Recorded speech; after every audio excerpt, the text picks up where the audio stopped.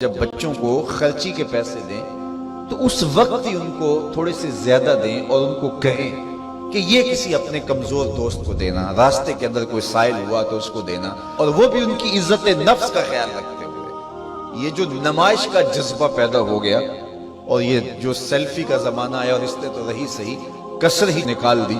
وہ کسی زمانے میں کہتے تھے نیکی کر دریا میں ڈال، اور پھر وہ زمانہ آیا کہ نیکی کر اخبار میں ڈال، اور اب نیکی کر فیس بک پہ ڈال۔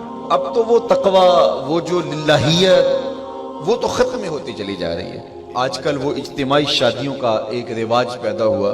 ایک دفعہ مجبور ہو کے مجھے کہیں جانا بھی پڑا، تو وہ میرا پہلا اور آخری موقع تھا۔ تو میں نے وہاں کہا کہ آپ نے مجھے جس مقصد کے لیے بلایا ہے، میں اچھائی کے کاموں کی تحسین کرتا ہوں، لیکن یہ منظر آپ کا مجھے اچھا اس لیے نہیں لگا کہ زندگی میں 3 مرحلے ہر شخص پہ آتے ہیں۔ جب وہ مہمان خصوصی ہوتا ہے، جب وہ پیدا ہوتا ہے، کالا کلوٹا بھی کیوں نہ ہو، سارے اسے دیکھنے آتے ہیں۔ جب وہ عروسی کا جوڑا پہنتا ہے، چاہے مرد ہے چاہے عورت، تو اس وقت بھی سارے لوگوں کی نگاہ کا مرکز ہوتا ہے۔ اور تیسرا، جب سفید کفن اوڑھ کے آخری منزل کی طرف چلتا ہے تو سارا شہر کہتا ہے چلو اس کا منہ دیکھائیں۔ بلکہ اس کا یہ پروٹوکول ہے کہ امام کعبہ بھی ہو تو وہ پیچھے کھڑا ہوگا، اس کے جنازے کو آگے رکھا جائے گا۔ یہ اس کا اعزاز ہے، یہ اس کی تقریب ہے۔ وقت کا غوث بھی ہو تو وہ بھی پیچھے کھڑا ہوگا، اس کا جنازہ آگے رکھا جائے گا، یہ اس کا اعزاز ہے۔ تو میں نے کہا یہ 3 موقع ہوتے ہیں کسی کمزور سے کمزور، غریب سے غریب، عاجز سے عاجز شخص کے لیے بھی عزت کے، اور آج آپ نے ان سے یہ موقع بھی چھین لیا کہ اسٹیج کے اوپر مخیر حضرات بیٹھے ہیں، اور ایک قطار میں بیٹیاں بیٹھی اور ایک قطار میں جو ہے وہ دلہے بیٹھے ہیں، اور ان سب کے رشتہ دار سامنے، باراتی 20-20 40-40 لوگ آئے ہوئے ہیں۔ تو ان سب کی غربت کا ہم عملاً مذاق اڑا رہے ہیں۔ آج یہاں میں کسی کے چہرے کے اوپر خوشی نہیں دیکھ رہا۔ اگر مسکراہٹ ہے تو وہ مصنوعی مسکراہٹ ہے۔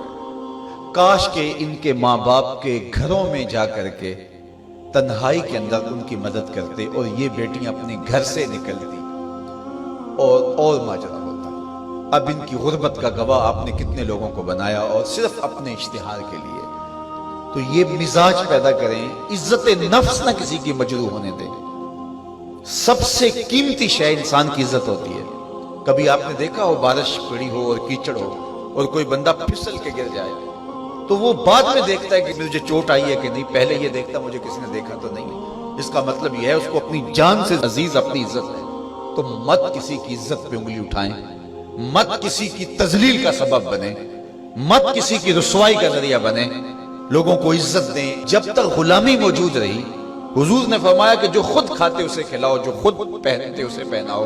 جو تمہارے بھائی لگتے ہیں ان کے ساتھ حسن سلوک کرو۔ جبکہ وہ آقا کا جوتا بغیر اذن کے چھو لیتے تھے تو آقا اس پہ بھی کوڑے مارتا تھا، لیکن میرے حضور علیہ السلام معراج سے واپس پلٹتے اور کہا بلال تو کون سا نیک عمل کرتا ہے، میں نے جنت میں تیرے قدموں کی آہٹ سنی ہے۔ کیا خیال ہے اس ایک جملے نے دور غلامی کی ساری تھکن اتارنی دی ہوگی، اور غلام فرش اٹھ کے فراز عرش پہ نہیں پہنچ گیا ہوگا؟ یہ عزت دی ہے۔ علامہ اقبال علیہ رحمہ نے وہ جو ابو جہل کا کعبے کے پردے کو پکڑ کے زاروں کے تار رونا ہے اور حضور کے خلاف رب سے شکایت کرنا ہے، وہ لکھا ہے۔